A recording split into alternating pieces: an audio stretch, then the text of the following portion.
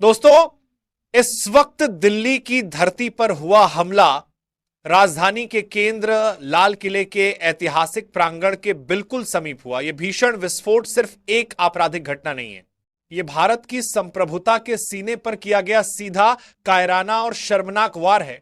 एक ऐसा वार जिसने देश के दिल को झकझोर कर रख दिया है। और अब पूरा राष्ट्र एक ही सवाल पूछ रहा है, क्या भारत अब ऑपरेशन सिंदूर से भी बड़ा प्रतिशोध लेने वाला है? हां, भारत का सब्र अब टूट चुका है और इसी टूटे हुए सब्र की गूंज सरहद पार रावलपिंडी और इस्लामाबाद के सत्ता गलियारों तक धमाके की तरह पहुंच चुकी है। जहां शहबाज शरीफ के चेहरे पर खौफ की कालिमा फैल चुकी है और पाकिस्तानी सेना के जनरलों की नींदें उड़ चुकी हैं। उन्हें पता है इस बार भारत की प्रतिक्रिया 2025 के नए सामरिक सिद्धांतों के अनुसार होगी। यह कोई छोटी मोटी सर्जिकल स्ट्राइक या सीमित एयर स्ट्राइक नहीं होने वाली। यह होगा विनाशकारी प्रतिशोध जिसकी गूंज केवल दशक नहीं, सदियों तक इतिहास के पन्नों में गूंजती रहेगी। और इस बार खेल का मैदान भी नया है और खिलाड़ी भी बदल चुके हैं। भारत के साथ खड़ी हो चुकी हैं दो ऐसी शक्तियां जिनका नाम सुनते ही पाकिस्तान के नापाक मंसूबों के पसीने छूट जाते हैं।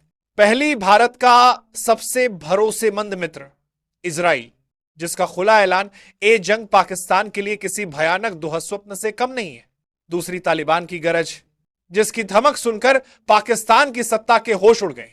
ये भारत की साइलेंट डिप्लोमेसी की वो चेकमेट चाल है जिसने पाकिस्तान को उसी के मोहरों से मात देकर चारों खाने चित्त कर दिया है। इधर पाकिस्तान से सटी भारतीय सीमा पर चल रही मिलिट्री वॉर ड्रिल अब तेजी से एक एक्टिव वॉर सिमुलेशन में तब्दील हो चुकी है। तोपों की गड़गड़ाहट पर लड़ाकू विमानों की दहाड़ अब सिर्फ अभ्यास नहीं है, ये रावलपिंडी और इस्लामाबाद के लिए एक सीधा संदेश है, हिसाब चुकता करने का समय आ चुका है। तो आखिर ऐसा क्या होने वाला है जिससे पाकिस्तान की रूह कांप उठी है? इजराइल और तालिबान ने ऐसा क्या कह दिया कि अंतरराष्ट्रीय मंचों पर खलबली मच गई? और इस बार भारत ब्रह्मास्त्र के अलावा कौन से नए सामरिक ब्रह्मास्त्र इस्तेमाल करने जा रहा है? इन सभी सवालों के जवाब हम आपको आगे बताने वाले हैं। लेकिन दोस्तों, आगे बढ़ने से पहले राष्ट्र की सुरक्षा, देशहित और परमाणु सुरक्षा के संकल्प के लिए एक लाइक जरूर कर दीजिए। कमेंट में लिखिए जय हिंद, जय भारत। और अगर आप चैनल पर नए हैं तो इसे सब्सक्राइब कर लीजिए, क्योंकि सत्य और राष्ट्रहित हमेशा सर्वोपरि होते हैं। अब सबसे पहले समझते हैं आखिर हुआ क्या है और क्यों इस घटना ने दुनिया की बड़ी बड़ी ताकतों को इस भू राजनीतिक खेल में कूदने पर मजबूर कर दिया है।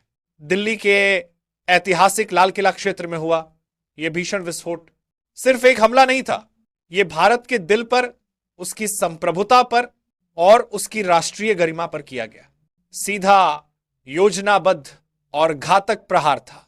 जैसे ही यह खबर फैली, पूरी दुनिया में भारत के समर्थन में एक तेज और शक्तिशाली एकजुटता की लहर दौड़ गई। लेकिन इस पूरे मामले में दो बयान ऐसे आए जिन्होंने सारी वैश्विक लाइमलाइट अपनी ओर खींच ली। पहला बयान, इजराइल का धमाकेदार ऐलान। भारत के सबसे भरोसेमंद मित्र इजराइल की ओर से आया बयान कूटनीति की दुनिया में किसी ऐलान ए जंग से कम नहीं था। इजरायली विदेश मंत्री गिदोन सार ने न सिर्फ इस हमले की कड़ी निंदा की, बल्कि इसमें ऐसे शब्दों का इस्तेमाल किया जो साफ बताते हैं कि इजराइल इस लड़ाई में भारत के साथ कंधे से कंधा मिलाकर खड़ा है। और यह सिर्फ दिखावा नहीं था। याद कीजिए ऑपरेशन सिंदूर, जब इजराइल ने भारत का खुलकर साथ देकर दुनिया को चौंका दिया था। आज फिर इजराइल ने स्पष्ट संदेश दे दिया है, भारत के दुश्मन इजराइल के भी दुश्मन हैं। यह खुला समर्थन पाकिस्तान के लिए किसी भयावह दुःस्वप्न से कम नहीं, क्योंकि इस्लामाबाद जानता है Israel plus Mossad plus Israeli हथियार मतलब सीधा सीधा काम तमाम। दूसरा बयान, तालिबान का करारा तमाचा। लेकिन असली भूचाल तब आया जब दूसरा बयान अफगानिस्तान से आया। तालिबान सरकार, जिसे पाकिस्तान ने सालों तक पाल पोसकर अपनी सामरिक गहराई माना, जिसे अपने नियंत्रण में समझा, आज वही तालिबान इस विस्फोट की कड़ी निंदा करते हुए भारत के साथ खड़ा दिखा।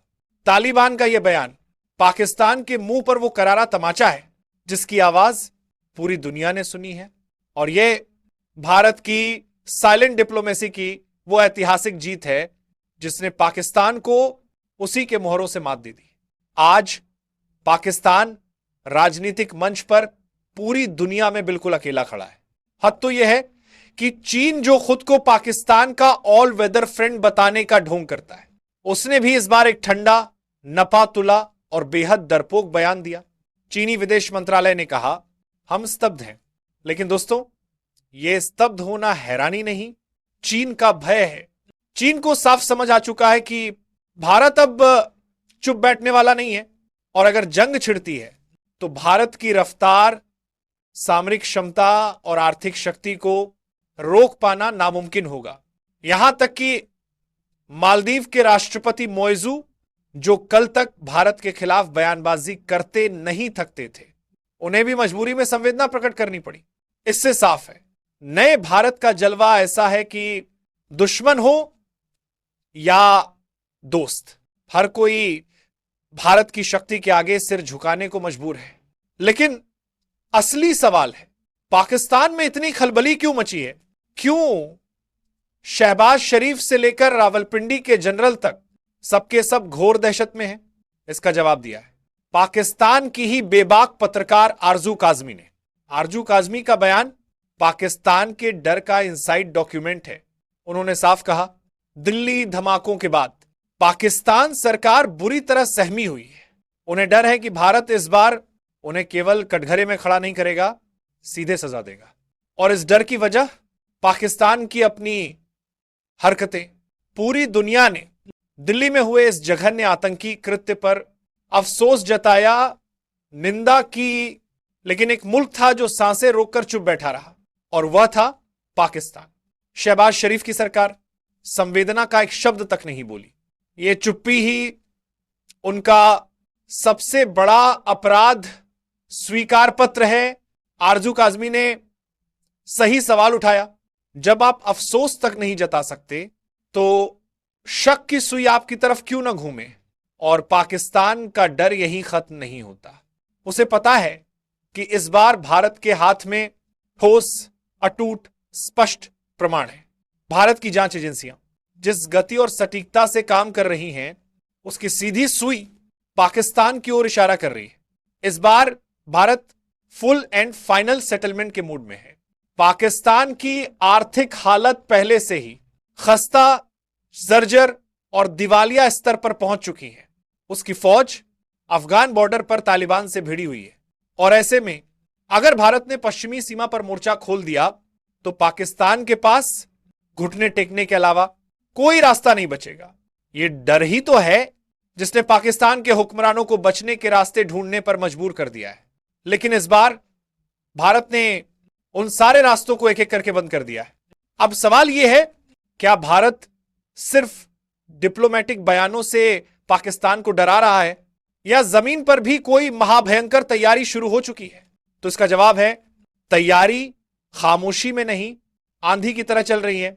इतनी घातक, इतनी व्यापक कि जब इसका परिणाम सामने आएगा तो दुनिया देखते रह जाएगी।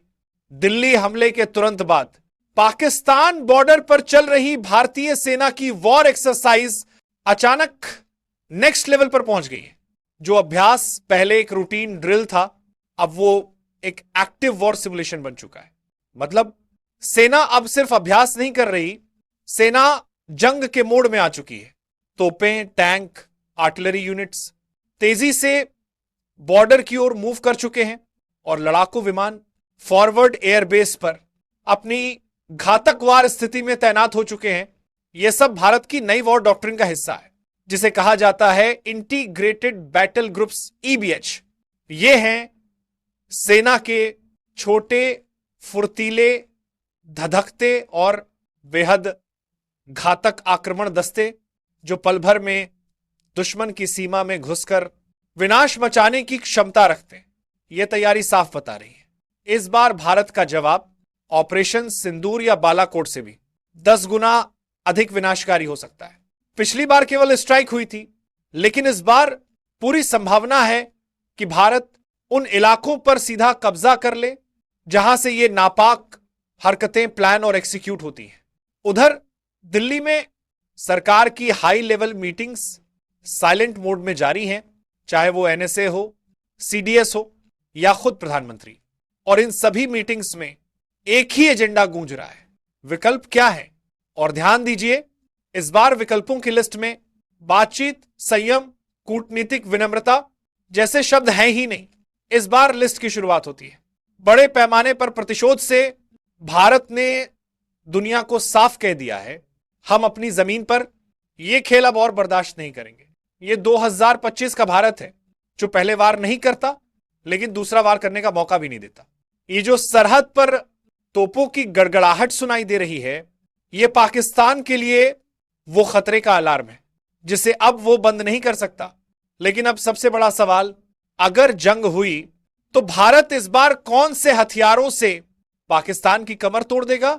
सबसे पहले ब्रह्मोस मिसाइल, जो दुनिया की सबसे तेज सुपरसोनिक क्रूज मिसाइल है, और पाकिस्तान का एयर डिफेंस सिस्टम इसे रोकने की क्षमता रखता ही नहीं। लेकिन ब्रह्मोस के साथ ही इस बार खेल में एंट्री होने जा रही है भारत के हाइपरसोनिक हथियारों की। वो हथियार जो आवाज की रफ्तार से 5 से 10 गुना तेज चलते हैं, जिन्हें दुनिया का कोई रडार पकड़ नहीं सकता और कोई भी मिसाइल डिफेंस सिस्टम रोक नहीं सकता। भारत का HGV hypersonic glide vehicle programme अब पूरी तरह ऑपरेशनल मोड में है और बहुत संभव है कि इसका पहला वास्तविक शिकार पाकिस्तान ही बने। इसके अलावा भारत के पास प्रलय जैसी बैलिस्टिक मिसाइलें मौजूद हैं जो चंद मिनटों में पाकिस्तान के बड़े शहरों और उसके सामरिक ठिकानों को नेस्तनाबूद कर सकती हैं। लेकिन इस बार का सबसे बड़ा गेम चेंजर है इजराइल का साथ। इजराइल का यह कहना कि हम भारत के साथ खड़े हैं, इसका मतलब सिर्फ संवेदनाएं नहीं बल्कि ऐसे घातक हथियारों की आपूर्ति है जो पूरी जंग का पासा एक झटके में पलट देंगे। इजराइल के घातक हथियार स्पाइस बम, SPIC बॉम्ब्स, यही वो बम हैं जो बालाकोट में इस्तेमाल हुए थे। लेकिन अब इजराइल की नेक्स्ट जनरेशन स्पाइस सीरीज आ चुकी है और यह पहले से कई गुना सटीक, स्मार्ट और विनाशकारी है। रैम्पेज मिसाइल ये हवा से जमीन पर मार करने वाली सुपरसोनिक स्टैंड ऑफ मिसाइल है जिसे भारत के सुखोई से लॉन्च किया जा सकता है। ये मिसाइलें पाकिस्तान के S-300 और S-400 जैसे एयर डिफेंस सिस्टम को आसानी से चकमा देकर सीधे उनके कमांड सेंटर्स को उड़ा देती हैं। 3 आयरन डोम और डेविड स्लिंग का कवर। भारत अगर हमला करे और पाकिस्तान पलटवार में कोई मिसाइल चलाए तो इजराइल का आयरन डोम और डेविड स्लिंग उसे हवा में ही खत्म कर देंगे। यानी भारत बिना किसी डर के फुल स्केल स्ट्राइक कर सकता है। यह है वो इंडो इजराइल कॉम्बो, वो रणनीतिक चक्रव्यूह जिसे न तो पाकिस्तान भेज सकता है और न उसका आका चीन। यह नए भारत की हुंकार है जिसे पूरी दुनिया सुन रही है। अब सवाल आपसे, आपको क्या लगता है भारत को पाकिस्तान को किस तरह जवाब देना चाहिए? कमेंट में जरूर बताइए। अगले वीडियो में हम बताएंगे भारत के वो टॉप 5 सीक्रेट वेपन्स कौन से हैं जिनका नाम सुनते ही रावलपिंडी में खौफ की लहर दौड़ जाती है, और कैसे इजराइल की मोसाद पर्दे के पीछे से भारतीय एजेंसियों को इस ऑपरेशन में रणनीतिक सपोर्ट दे रही है। रावलपिंडी का यह डर सिर्फ कूटनीतिक और सैन्य स्तर तक सीमित नहीं है बल्कि JHQ के हर कमरे में मंडरा रहा है, और पाकिस्तानी मीडिया में मचा घमासान इसका सबसे बड़ा सबूत है। दोस्तों, इस पर अपनी राय कमेंट बॉक्स में जरूर बताएं। इसी तरह की और भी नॉलेजेबल वीडियो देखने के लिए हमारे चैनल TED न्यूज को सब्सक्राइब जरूर कीजिएगा। धन्यवाद।